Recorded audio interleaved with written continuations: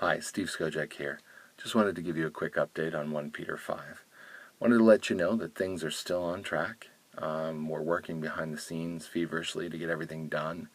The website is now up and running on a new and more robust host so it can handle the incoming traffic.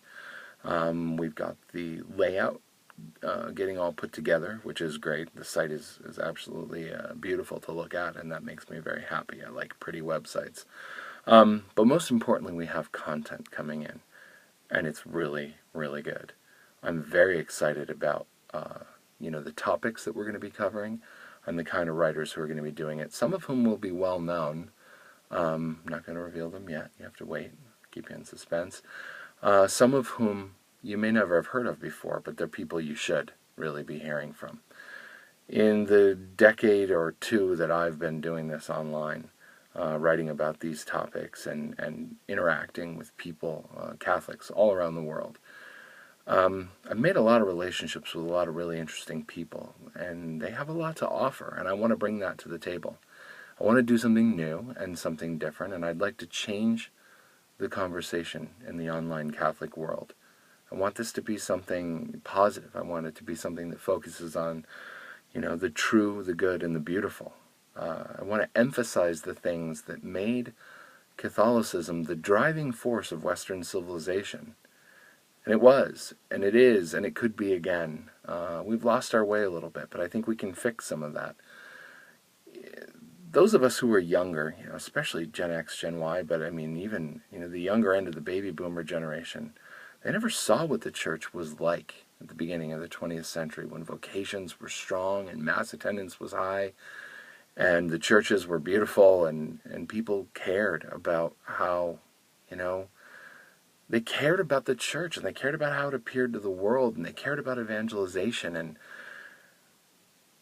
it was appealing to people because it was interesting and it was beautiful, and we drove the arts and we made culture happen. What happened to that? What happened to a church that could field Bishop Sheen, who was the top primetime rated television show on ABC? Don't check me on that, I'm pretty sure, but don't fact check me. But you know what I mean. There was just so much. There were so many things going on, so many good things. And we've kind of lost our way. And I think we can find our way back, but we've got to do it together. And we need to talk to each other. We need to find out what's working in your house.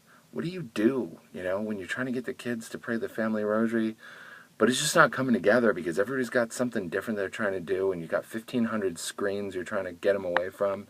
Or what do you do in your parish when you've only got 15, 20 minutes of confessions once a week on a Saturday? How do we get that to change? Or, what happened in your church when you guys asked to get the Latin Mass back? How did it work? How many people did you need? Did you have a letter? Did you have a template? Did you have a petition? Did you have to appeal to the diocese, or did the pastor grant it to you? There's so many of these questions floating around, so many things that we could find out about. I